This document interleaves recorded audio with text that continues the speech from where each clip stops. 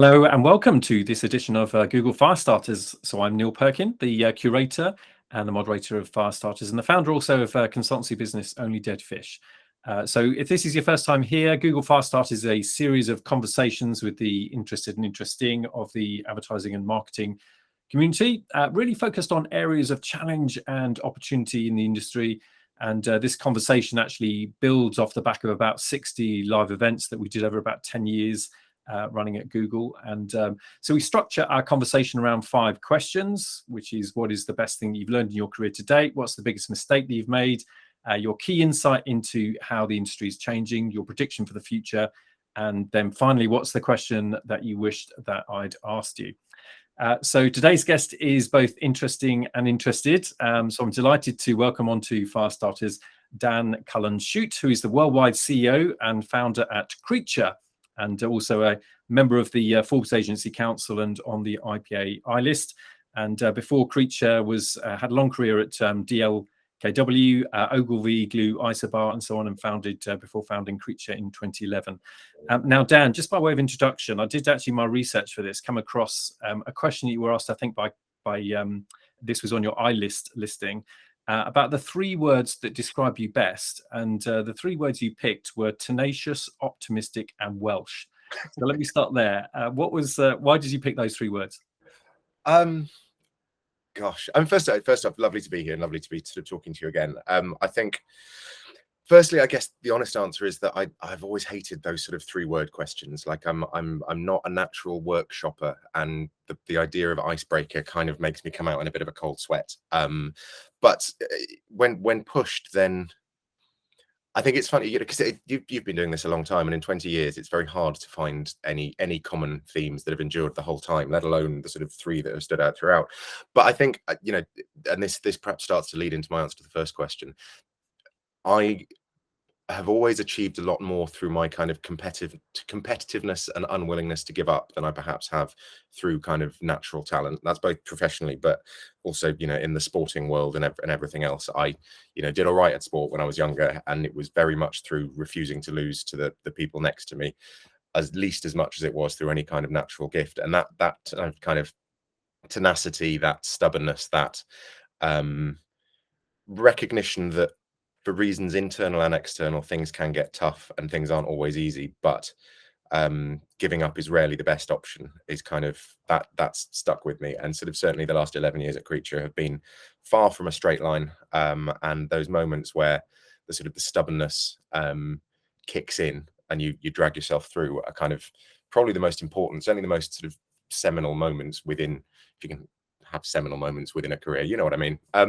But then kind of allied to that is the optimism, and I'm always torn between optimism and positivity, because I think optimism is sort of by its very nature quite nebulous and sort of a bit floaty, whereas positivity, which is perhaps what I should have said, is more rooted in how can we change this, how can we do this, how can we make this happen. And I think, again, whether I'm talking about being an account director on Halifax in 2006, or trying to, work out how to run Creature through a global pandemic, that kind of belief that something will work out and that it's all going to be okay. For me, this is really, really glib in some ways, but I have a sign that I bought in a Dunelm store, which is one of our clients, which I don't know if you can see, just always believe that something magical is about to happen, which is perhaps not something that people would necessarily expect me to have on my shelves, but that kind of spirit of, I guess it is tenacity and optimism aligned, where if we just keep going, things will happen, things will work out, has been, it stood me in good stead. And then the final thing is, I'm a very proud Welshman, and being in London for the last 20 odd years has made me prouder, I guess, every day. It's in many ways much easier to be a proud Welshman when you're not in Wales. I've found sort of the passion of the exile, I think. And also, certainly, my Welshness is often quite a good counterbalance to my optimism. We're not a naturally optimistic people. We are more comfortable in a sort of a melancholic, slightly windswept role. And so, between them, I think those 3 tend to balance me out most of the time.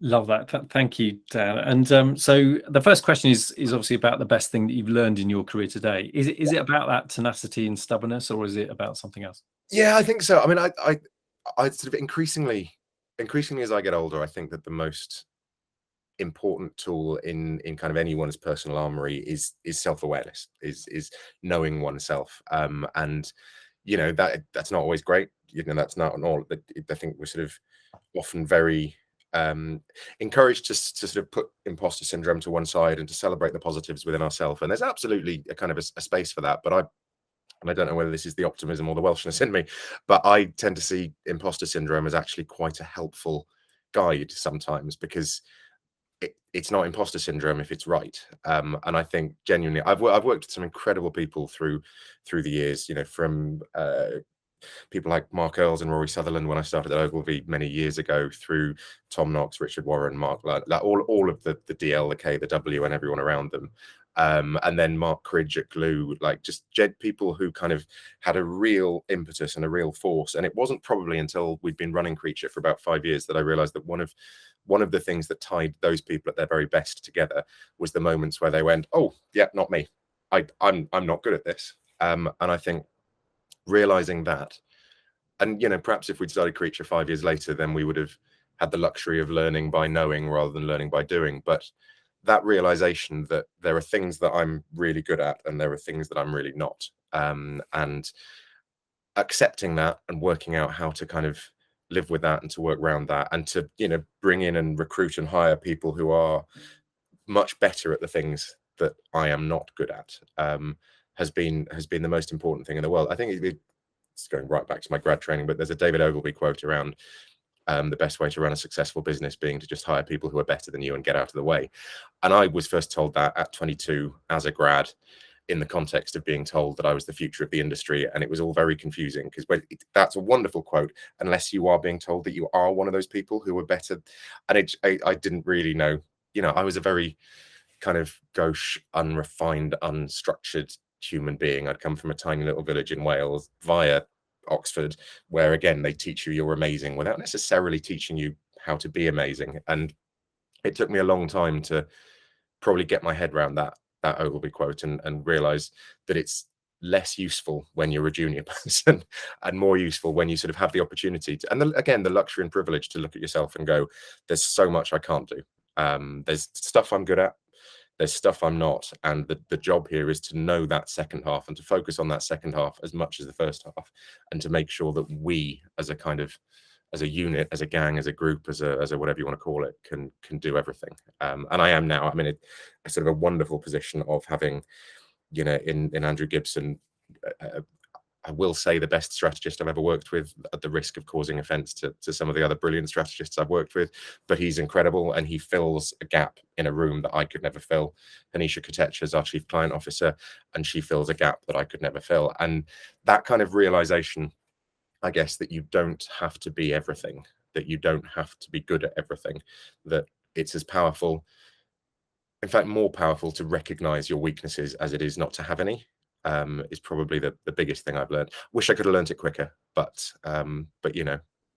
tenacity, again, got me there in the end.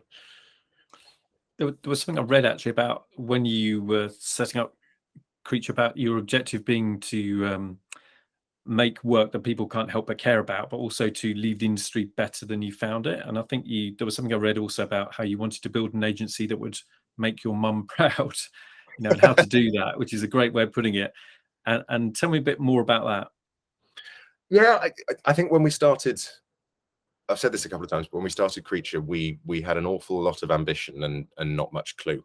And I think the sort of the impetus that drove us forward was, we were in Shoreditch, still are in Shoreditch, surrounded by a bunch of incredibly good but incredibly cool agencies. And we were never as interested in making exceptionally cool work. We wanted to make work that real people cared about. I think part of that, to be honest, was coming from Glue, or Glue Isopar as it became, which was so rooted in genuinely useful experiences. And and it again, it's a world you're very familiar with, but that idea that above the line agencies, as were, had the luxury of paying to shout at people, whereas digital agencies had to create experiences that people wanted to be a part of in a way. And again, just that idea that if nobody's interested, if real people don't care, and actually the idea that it's much easier if you start from the beginning to make work that real people care about rather than to try to make people care about what you've made, was kind of one of the most amazing things I took from that time. I think Mark Ridge used to talk about it brilliantly. But also, again, I'd come from GLKW, which was, I think, the proudest not cool agency of the noughties, where they didn't care about awards, they didn't care about their peers particularly, they cared about popular culture, they cared about work that was out there. And I think we've tried to live with that, and always put the actual audience, the real people who don't care about advertising but really like it if it's good, put them at the heart of everything that we do. And then leaving the industry better than we found it, I think there's a degree of the precociousness of youth in that when we first said it, because we were all very young, and had frustrations, and I think we've come to learn that lots of the frustrations we'd had were rooted in it being much harder to be brilliant than perhaps you realize when you're a very idealistic 20-something. But over time we've continued to focus on that, and I think whether that's the sort of people that we will work with, how we work with partners, or how we attempt to kind of look after the people within the walls of the building, which really in the last few years has really come to a forefront and really stood us in good stead. I think when the pandemic struck, that we had a strong culture. We'd always felt that culture was really important, but we'd never, I guess, fully understood why, until all of a sudden it was the thing that joined us together when we were all sitting in different bedrooms and different spare rooms and different corners of kitchens all around the UK, rather than in a building having fun together. And yeah, like I said, we don't always get it right, but I hope we always get it right second time round, if that makes sense, if we miss it the first time. And I think the other thing is just, we've always tried to be, I guess, a mixture between generous and let's say encouraging, shall we, with the stuff that we do. We don't just want to run a business that looks after its people better in terms of benefits, in terms of support, in terms of hybrid working, in terms of flexibility, etc. We want to run a business that enables this industry to get better. So we try, and as much as possible, to kind of create things that can be taken, that can be lifted, can be borrowed by agencies. So the 3-2 working week, which is our hybrid working solution, God, this is what happens to me, which is how our approach to hybrid working and how we've made that work has been brilliant. And what's been equally brilliant is the amount of time I've spent chatting to agency heads from various other places, talking about it and talking about the challenges that we faced, and talking about how it's made things brilliant, talking about the problems we perhaps didn't foresee. Because I don't want Creature to be none of us wants Creature to be a beacon standing alone in an industry that's still sort of navel gazing and not fixing stuff. We want to help make all of it better. Yeah, that's sort of where all that's come from. I mean, it's interesting, I think, because I've read a couple of things about when you were talking about the 3-2 model, and I think it's interesting that you really kind of been very vocal about having that kind of approach as a way to really balance the needs of your staff and people with the needs of the agency, of course. Yeah. And I think you mentioned about how when everything got thrown up in the air with the pandemic, of course, when you know nothing, it's really hard to make a bad decision, I think you said. And so, and you also talked a bit about when you can build anything, what shall we build? So this idea of like having this 3-2 model, what was the thinking behind formalizing it as 3 and 2, and having something which gives it structure like that? There was a bunch of stuff, and forgive me in advance, because there's a slightly personal element to it that I haven't really talked about before. But we went quite early on fully remote. We'd been working with Noom, who are a client based in the US, and so they were very Zoom heavy. And it sounds ridiculous now, but we had an advantage, I think, in general in March, in that we knew what Zoom was. It was already installed on our computers, and we were quite used to having these video calls. I find it surreal. Every year I have a Facebook memory of the first Friday after we went remote first, where we all had drinks in a Zoom, and there are comments underneath from people going, "What program's that? How'd you do that? Where's that?" And it's just, that was yesterday, and we didn't know what Zoom was. So anyway, we had this thing, and we went remote first very quickly, and it was incredibly efficient, and we very quickly felt like we'd lost something. And it was just funny having both of those things in our heads. And a lot of the discourse at the time was, and this is partly, the internet does enjoy a binary, and a lot of the discourse was, we've proved we don't have to go into the office, so let's never go into the offices again. And without wishing to resort to cliche, a lot of that discourse was coming from, frankly, people like me or a bit older than me in very nice houses with good Wi-Fi connections and enough rooms that they never had to be gathered around stuff. And that just wasn't the reality for a lot of people that worked at Creature. They were in house shares or flat shares with people who worked perhaps at competitive agencies who they were having to sort of hide. And I don't know, it sort of felt very quickly like we'd stumbled across incredible efficiency and, a bunch of stuff that we had just knew we could never do, like running pitches remotely or developing creative remotely.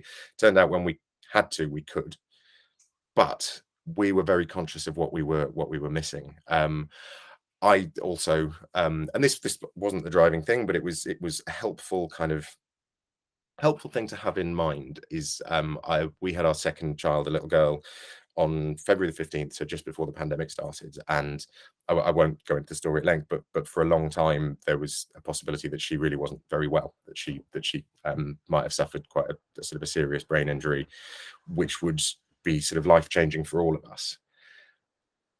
It made the kind of opportunity and the imperative to develop a working system that could work for everybody, not just people who were able to live in London, who were able to be in offices all the time, etc., feel much keener. And I think there were two phases to developing the 3-2. The first of which was nowhere near as long as we thought it would be, to be honest. Because the first one was, let's try something and see if this works. It won't, but when it doesn't, we'll know why, and we can flex it and we can develop and iterate and build up, etc. And then it did. And our working theory was, full-on flexibility is rife with problems because people are people. And, Starcom tried it ages ago around Fridays and were met with a huge degree of kind of cynicism around whether people were actually working. I think everyone's had an experience where they or someone they know is working flexibly and they end up feeling left out of stuff. And if the offices, if people who are in the office are somehow getting ahead of them, even though that's supposed to not be the point. So we very quickly sort of started talking about what we called structured flexibility, where you've got almost all the benefits of total flexibility, but with a consistency and uniformity is a very miserable word, but something that kept it similar for everybody. And we started off with a 3-2. We wanted to have consecutive days, the thinking being that if you've got 2 days next to each other in the office, people can commute in from Cornwall and stay overnight in a travel lodge and then go back. Whereas if you're Tuesday and Thursday, then all of a sudden it's still limiting.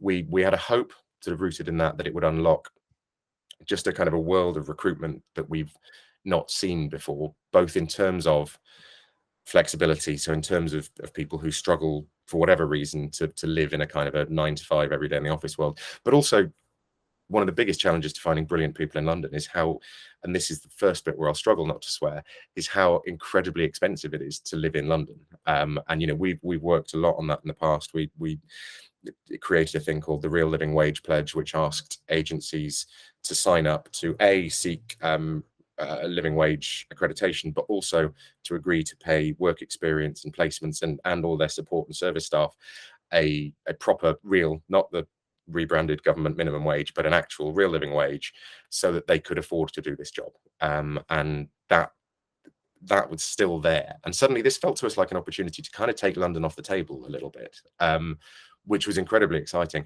Like I said, that first phase we assumed would be, 2 weeks in, oh God, we never thought about that. So we'll have, and it wasn't, it worked. It worked really well. Like, people really liked it. And we managed to create a world where we had the sort of efficiency and, let's be honest, loveliness that working from home brings. The office was always open. So for the people who just couldn't or really didn't want to work from home, the office was always there. But Monday, Tuesday, Friday, we would be remote first. So even if a meeting had 6 people in it and 5 of them happened to be in the office, the meeting would still be held over Zoom, so that the person who had chosen not to come in didn't ever feel lesser or removed from the process. And then we had those 2 days of kind of buzzy, collaborating, exciting, creative fizz, and it was brilliant. And there were little things. I say little things, things that could have killed it, like we have an office that's empty 3 days a week, and that's not good. That's not good for the sort of city and the place that we live in. It's not good for the building. It's not good commercially, because, you know, just to be brutal, if this stuff doesn't work commercially, then it doesn't work, full stop. And so we had the idea of subletting to another business who might want to do similar things, and we brought in a brilliant PR agency called Kindred, who remain our housemates, as we think of them, to this day. They're in every Monday, Tuesday, and often we overlap, and it's lovely. And it all sort of worked. And that kind of extension of the first phase, where we tried different versions of it, never really happened. What that meant was that we were able to get onto phase 2 really quickly. And phase 2 was when we basically work out how this sticks. Because I think a big challenge that we have in advertising is we are a service industry, and we can have these lovely ideas, and we can talk about how important it is that we support our staff and all the rest of it. And that's brilliant. But if that's all we say, then we run into that's great, but I'm paying you and I want a meeting at 8 o'clock on a Tuesday. And some clients will be very understanding, others won't. We didn't want to have to rely on clients being understanding. So the next job was to work out how we package this 3-2 as a thing that clients should want. And that kind of idea of, I guess, a London agency that's not limited by London anymore. Like, I've lost track of the number of times in the previous 8 years where I've started a chemistry meeting or a strategic presentation with, we know this isn't London, so we know we're not the audience, we know that. And just being able to remove that, from a client point of view, it's genuinely exciting to be talking to kind of people who work in, you know, he says, a brilliant agency in London, but aren't just from London, and who go home to, you know, one of our biggest clients is Atom Bank. I'm in the process of moving to Yorkshire because I'll be commuting in every Wednesday and Thursday, and I'll be an hour and a half from them in Durham, as opposed to 3.5 hours on the train now. And there's a whole conversation about advertising's bizarre obsession with London, which our clients just don't share. And I think what we have found is that we can package this thing up.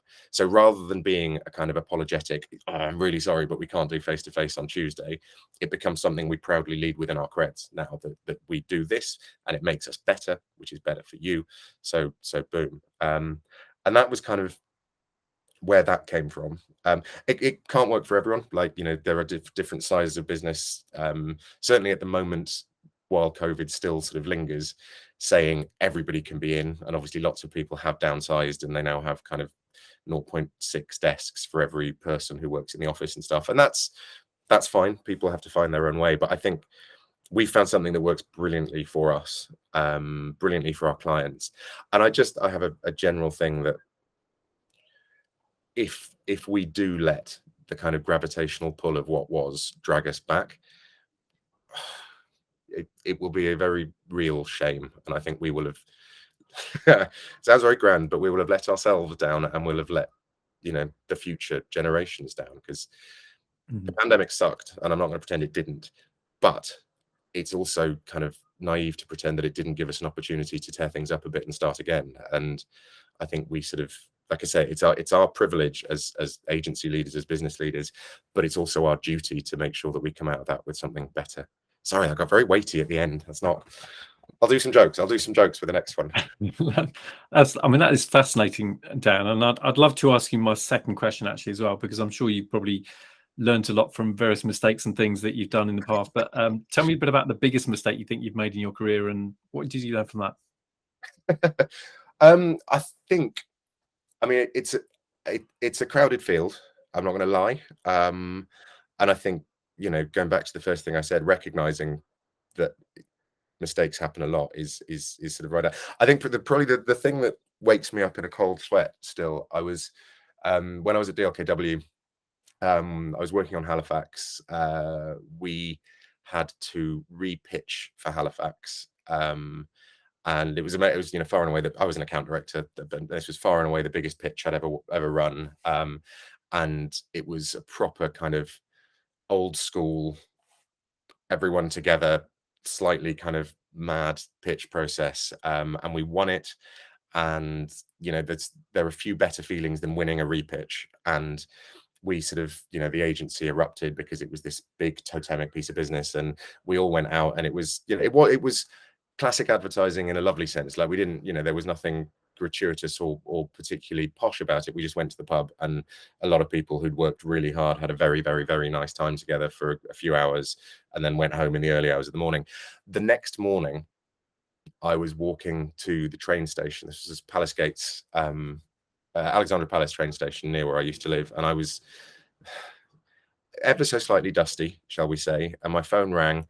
And it was a very nice man asking me questions about this pitch that he'd heard about. And he said something about the Independent, and I wasn't really paying attention, and my brain wasn't really working at that point. And what I should have said is, I'm just an account director. I'm not the person to be talking to right now. But I didn't, because I was very excited about the whole thing. I'm very proud of the whole thing. And if I'm honest, probably I'm definitely someone who is more driven by insecurity and anxiety than I am supreme confidence in stuff. He caught me at a point where I was feeling supremely confident about my abilities. And then the phone call finished, and I got on the train and didn't really think much of it. Probably didn't remember it that well, if I'm totally honest. And then the next morning, there was a huge thing in the Independent about how Halifax were binning Howard because he was too positive a message for the recessionary times we were about to find ourselves in, which is just the sort of thing hungover 26-year-old me would have thought sounded really clever. But obviously it wasn't clever. It was really, really dumb. And I was quoted at length as the blah. And I honestly, later that day, things went very wrong on a global financial level, and my slightly jumped up, overconfident chatting was forgotten because I think Lehman's collapsed and then everything else collapsed, and it was literally at that point.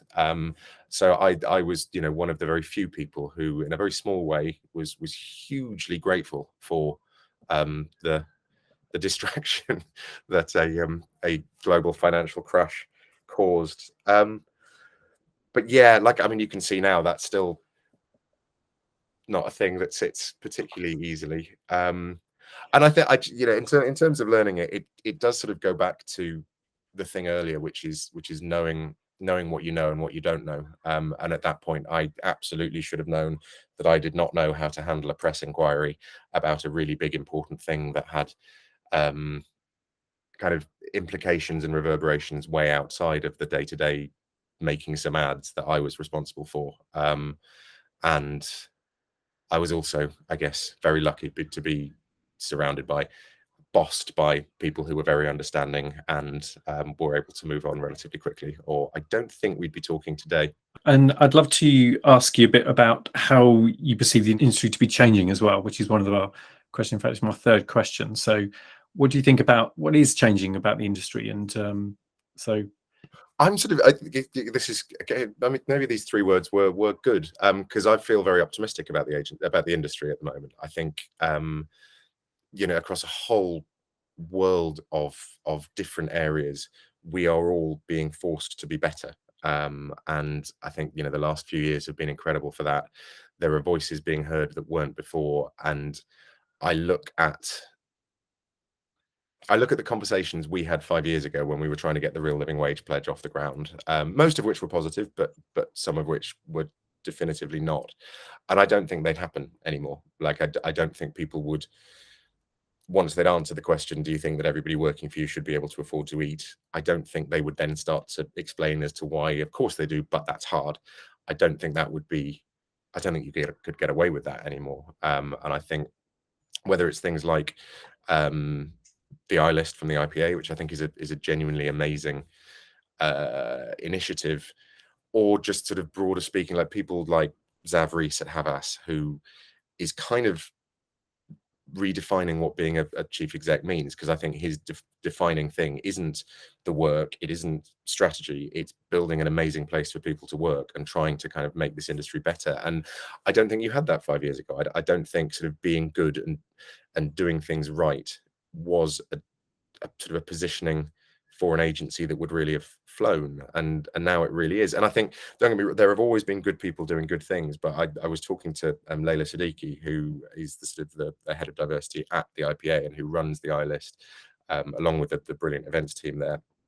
And I think my feeling is that this stuff was happening 5, maybe 10 years ago, maybe 20 years ago, but it was happening in kind of progressive corners of the industry. And to have that now as a kind of a centralized, with the IPA, our professional body branding across the front of it, it's such a powerful thing. And I get really excited about it. I think we have a sort of a bit of a battle ahead of us now, because I think there are still a lot of people in our industry, but in industry generally, who think things were fine as they were. Thank you very much. And can we please get back to those good old days? And I do think we have a kind of a responsibility not to navel gaze and not to. I still hear too many people say, well, let's wait and see what clients do and then we can mirror that. And I don't think that's good enough. I think for what it's worth, it might work out okay, because a lot of the clients that we're talking to are smart and recognize that the old model doesn't work anymore. But I think we should be thinking bigger than that. I think, our clients come to us for strategic advice on their big commercial decisions as much as they do, banners and press ads. And this is the world we're in now, has potentially the kind of biggest, most important and seismic commercial decisions ahead of it. And nearly swore, didn't swear, but we should be leading that. Like we should be working out how to help them build more efficient models, how to build businesses that have the best people in it, not just the closest people, have an industry that the best people, not just the people who can afford to, want to get into, have people who feel supported and understood through this industry. Because all of a sudden we have tools that we didn't have. Like 5 years ago, I wouldn't have believed you could run a pitch process remotely. I had a meeting today with not just clients that we've pitched for and won, but with clients that we've pitched for and won and have never met face to face. And today I met them face to face for the first time, and it was lovely. It was brilliant. But what was all the more exciting was that we hadn't for so long. And like I say, I think there is a sort of a momentum that there hasn't necessarily been before, and an understanding that. In a world where your Googles and your, I can't say Accentures because they're advertising too now, but the can still, because of their margins in the short term, afford to pay people significantly more than we can if we want our businesses to work. While we go on that road to building this all up and being genuinely able to defend our commercial ground, we have an opportunity, because I think of the heritage of advertising at its best, because it is a happy, fun place, because you can go in one morning from having a very serious conversation about margins to an utterly ludicrous but equally serious conversation about the shape of beak on a puppet seagull for an ad. We have the opportunity to, if we can build underneath that a kind of, this is an industry that wants you, this is an industry that deserves you, and this is an industry that will support you so that you are brilliant. That, I think in the past, we've always been kind of shoving really well-intentioned extensions on quite a dusty building that probably wasn't fit for purpose anymore. And then 2 years ago, that building got knocked down. And I think we're building a good one now. I hope we are. Yeah, and it was there was a lovely phrase, I think, where you captured about the optimism of and how good advertising is as an industry, and how lucky we are, because you all get to, it's a bunch of smart people, I think you said, gathered around a billion different problems every day, having to be both humanly sensitive and humanly abstract, focused on the now and the then at the same time, which is a really lovely sort of. That's very good. Yes, but it is, and I genuinely I get very. We used to work with somebody brilliant whose view was very much that advertising didn't matter, in a really good way. It was in a, don't get too stressed, what's the worst that could happen? And for me, the absolute joy of what we do in advertising is that it's occasionally ridiculous and fundamentally vital to the world that we live in. Like, and I don't just mean in a kind of, people love the adverts, they're a cultural touch point that everyone can recognize. And although, again, the privilege of doing that stuff, like when we worked with the Green Party, and we were basically sitting there writing important comedy sketches that were going to go on BBC One and ITV at 7 o'clock on a Thursday evening. That's amazing, but it also matters. And we were sort of looking at edits with little kids pretending to be Boris Johnson, and of course that's silly, and so on and so forth. But the joy of being able to do something that is simultaneously really fun and really important, it's the privilege that we don't talk about enough. And with that privilege comes enormous responsibilities, and that's working out how to make this business good. And, you know, as I say, full of people who deserve to be in it rather than just people who can afford to be. So what about the future of the industry then? What's your prediction for that? Well, so at Creature, we talk a lot about intelligent misbehaviour, which is our sort of our philosophy, our ethos. And it's a kind of, it's very much two words, intention. And it's fundamentally about kind of knowing the rules and knowing when to break them. And it's funny because you say it, and misbehaviour, it turns out, is a much louder word than intelligent. I think maybe because it sounds more fun, but you need both of them. And kind of this is where I think we sometimes do ourselves down a bit as an industry, and don't see the opportunity that we have, which is to be furiously smart in a way that people are actually interested in engaging with, and making stuff that makes people feel differently. I think for us, that kind of way of thinking has been fundamental in how we've.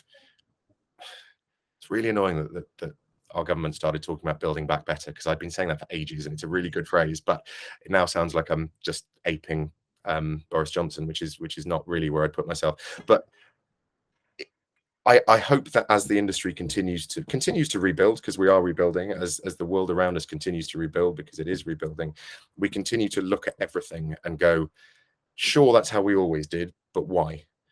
And is that a rule that we should be following, or is that a rule that we should be smart enough to know how to break? And I genuinely am incredibly optimistic about the industry. I think there are more people doing versus just talking about doing than there ever have been. I think, and you know, I will mention Stu Althwaite Noel, one of my co-founders, who is just someone who has never stopped striving for this place to be better. He is the sort of, I talk of him as being the kind of the heart of Creature, and he was on the second iteration of the iList, which was announced a couple of weeks ago. But there were 30 people on that list, and I was lucky enough to sort of interview the shortlist, which was, I think, 90 odd people. Every one of them was amazing, and every one of them had sort of seen something that they thought could be better and had found time and worked to make that better. And it's very hard to walk out of that process. You have about 10 minutes of feeling incredibly guilty that you can't put everybody onto the list because they were all so good. But once you've shaken that off, it's very hard to come out of something like that and not feel like we're going to be okay. You know, like it's a bit of a Twitter trope to share a sort of a video of an impassioned 20-something and go, don't worry, the kids have got this. But it's sort of true. And actually the joy of the iList was that it wasn't just those impassioned, idealistic 20-somethings. It was impassioned, idealistic 20-somethings who'd actually done something, who'd taken that energy and translated it into some sort of initiative, some sort of movement, something that was having a tangible impact and making people's lives and the industry better. But it was also a bunch of 30 and 40 and 50 and 60-somethings as well. Like, there are an increasing number of people who, I think it's not even recognized that it's not good enough. I think have recognized what we could build if we pull together and really try. I love this. I love this industry. I love what we do, and it infuriates me how often in the past it has let itself down. And you know, trust me, none of us is perfect. But like I said, at Creature, we always try not to be wrong twice. And it does feel at the moment like there is an understanding that we have to, but also an excitement about the fact that we can make things better and build something brilliant. And yeah, that's where I think it's going. And again, to be slightly less lofty, I hope we start making ads for real people. I hope we start making work that works. I hope we never feel embarrassed to be selling. I hope we never have to resort to tedious cliche conversations about size of the logo and all the rest of it, because I hope we're recognizing that all of the good stuff and all of the lovely cultural stuff can only exist if we're good at our job. And if we're making ads, campaigns, activations, experiences, call them what you will, that are doing positive things for our clients, because that's when they'll trust us. And when they trust us is when they'll enable the good stuff that we're doing. And that's when these hands sort of start to come together. Brilliant, and it's so good to hear such positivity, Dan, about the future of the industry, which is great to hear. And just it brings me to my final question, which is, what's the question that you wish that I'd asked you, and what your answer is to that?